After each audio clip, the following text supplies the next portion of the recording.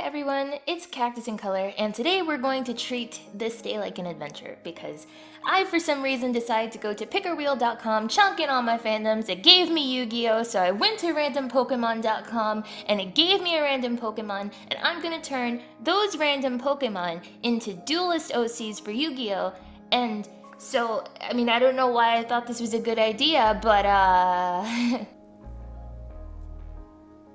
Oh no!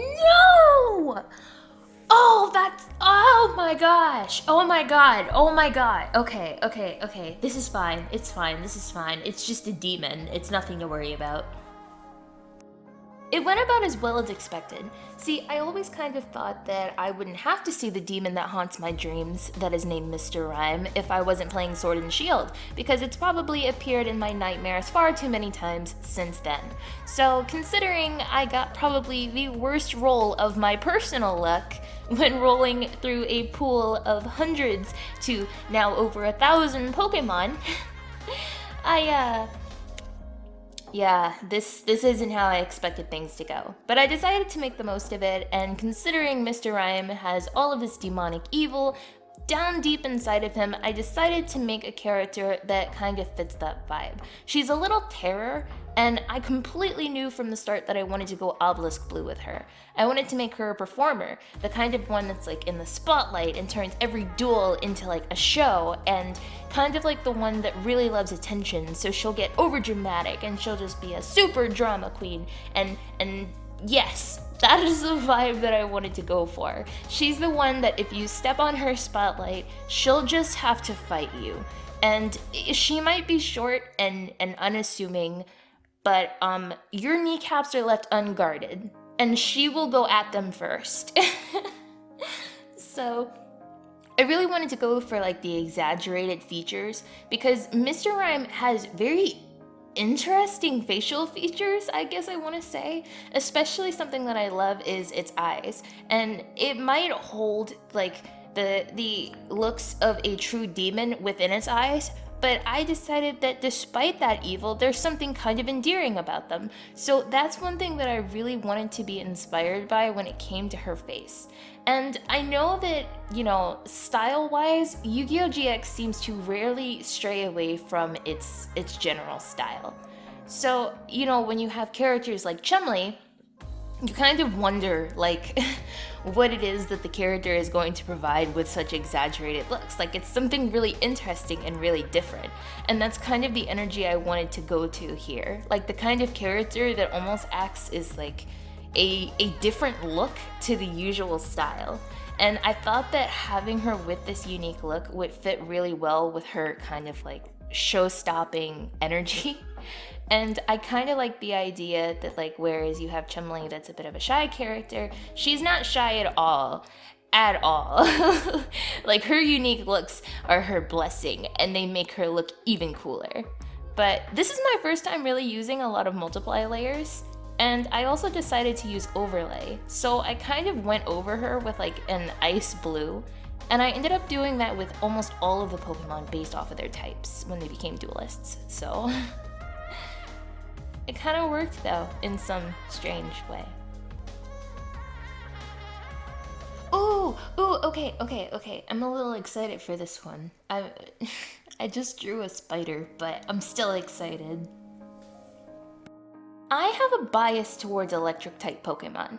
And it's not just electric types, but also dark types. So when I saw Galvantula, I was already kind of well advised to what I wanted to do. So Galvantula is the type of Pokemon that gets a lot of like attention or Pokedex entries about like it being this skilled spider-like hunter, the one that waits patiently for prey and snares them in its traps and that sort of energy. So I really immediately wanted to go raw yellow for Galvantula, and not just because she's an electric type, but you might think I'm lying because this isn't the last time that I do this. I just like the idea of her being almost like a similar character, but also in a sense a little bit of a foil to Bastion from GX. Spoilers. He's a strongly, like, theorem developed character that likes to use a lot of different decks and kind of accommodate his strategy for every situation. So in a different sort of sense, I want her to be able to more so use her strategy to accommodate for different situations. Like an opposite, but not quite.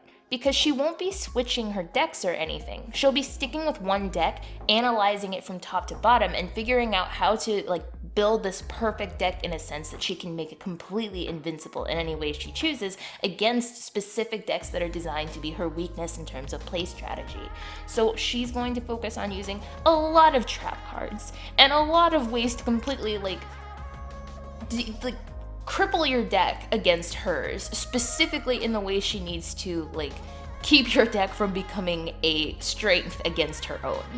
So I kind of thought that Raw Yellow would be perfect for her, just because if you play the Duel Academy games, Raw Yellow is usually the middle ground for people that either really excel in the practical exams but fall short in the written exams, really excel in the written exams but fall short in the practical exams, or just painfully average in both.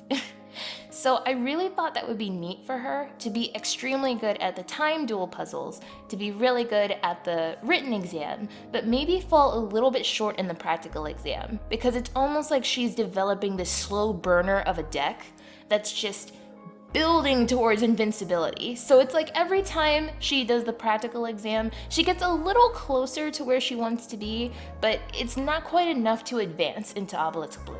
And she's kind of it's close, but it's not at its perfect form. It's not where it's supposed to be just yet. So I really, really like that. And oh my god, I love her hair. Galvantula has a weird head silhouette when it comes to the shape of its head on the rest of its body, because it's its head does have these pointed pieces that kind of look very cat-like to me. So I was wondering if this would make her look kind of cat-like, but I don't know. I ended up loving it. I feel like she's exactly what I wanted her to be, and it's so perfect. Oh, and I forgot her hair dots, because, I gave those to her to resemble the extra eyes of a spider, and you never need a reason to have crazy hair in Yu-Gi-Oh! But I do give them back at the end.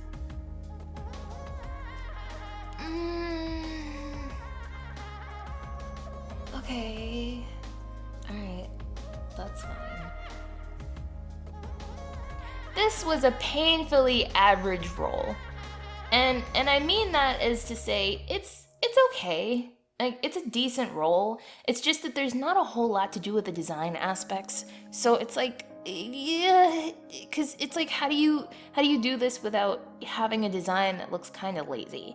And I still think the design looks kind of lazy to me. I tried to keep her hair very flat and close to her head because, Grimer doesn't really have anything that resembles hair. So I kind of wanted to give her the spooky energy, but the fake spooky energy, because I believe in Alola, Grimer becomes a dark type. But it doesn't give me the energy of a dark type. It seems like it just willed itself so hard into the energy of becoming a dark type that suddenly it was I am now a dark type. So I kind of wanted to actually keep that energy for her.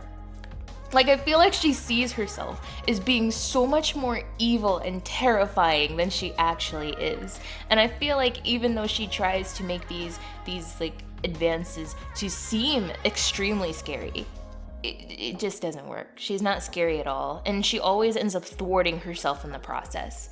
Because I didn't say this yet, and I actually should have opened up with this, but she's not a character that I made for GX. I actually felt like she would work better with the original, Yu-Gi-Oh! And it's the whole, beginning tournament in Duel Island kind of situation. I really feel like she'd be the one that would wait around to try to pick off opponents when they're alone and weak, but she would try to make it as ominous as possible. She just happens to come in at the right time to where she's rolling in with a bunch of ominous fog and mist, but then it's she happened to pick the wrong time, and because of her coming in around this hour and picking this location, all of the streetlights just came on at once, and you completely see her as being as awe-inspiring as you thought she was at first. Like, she's not really scary. She just likes to believe that she has the power of the underworld on her side.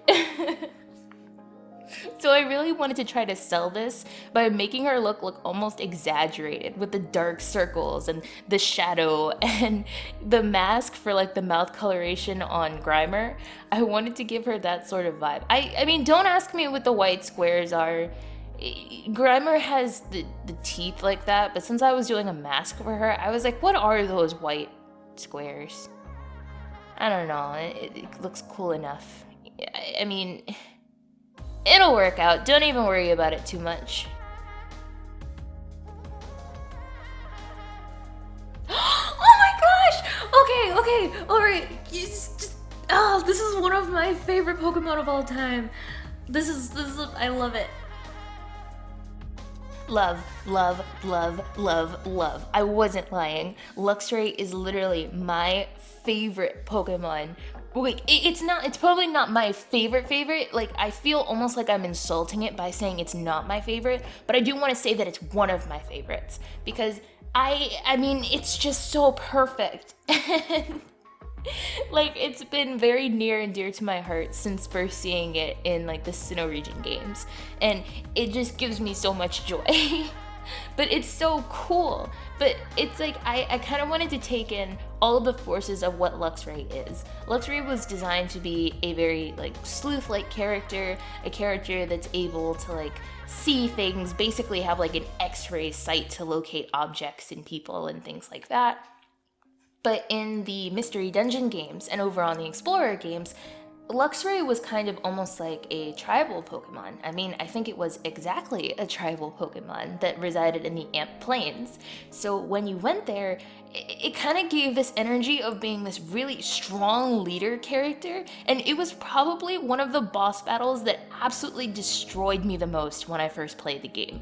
I lost to it so many times. It was painful, but at the same time, I couldn't hate it for beating me so many times. I couldn't hate it. I could only have respect for it. Because, I mean, you're not wrong, buddy. You do you.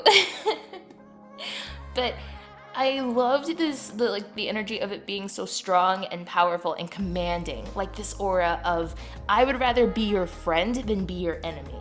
And that's really what I wanted to transfer into this. Because Luxray can be very borderline angsty. But I didn't want to go full angst. Just a sprinkle of angst. So I wanted to have that power come through in this like duelist design, and I also at the same time wanted to keep the vibe of her being very chill, very strong without being overbearing, and just kind of having the energy of being more cool than necessarily just like strong for no reason. Like, I feel like a very chill and somewhat isolated personality would fit very well with this kind of strength. Almost like a strong, silent kind of character. And I really like the vibe of that, and I really felt that it translated into the design. I mean, I could be wrong, and I could have gotten it entirely wrong, like completely, but I really like the way that she turned out, and I think she's so pretty.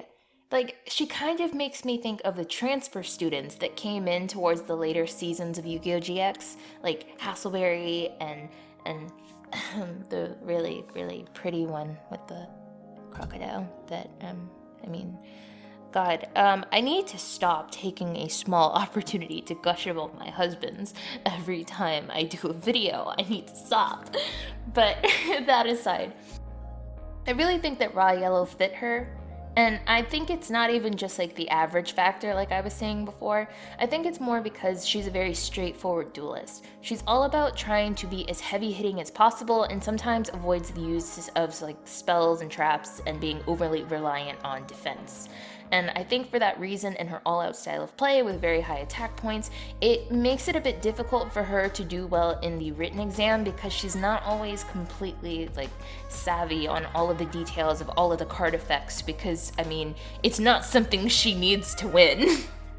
But she would absolutely nail the practical exam, and I think just because she would have a very natural high battle sense, in a way, she would be really good at time duels too. Maybe not perfect, so I think that's what would have landed her in Raw Yellow. But I think she's fine with that. She's like, I can beat your best even as a Raw Yellow. I don't understand what you think that makes a difference.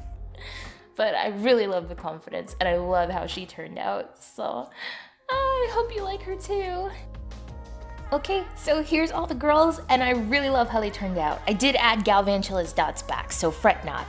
Let me know which one's your favorite, or if you want to bring any of them back, or you figured out names or any information for them, and I'd love to see what you come up with.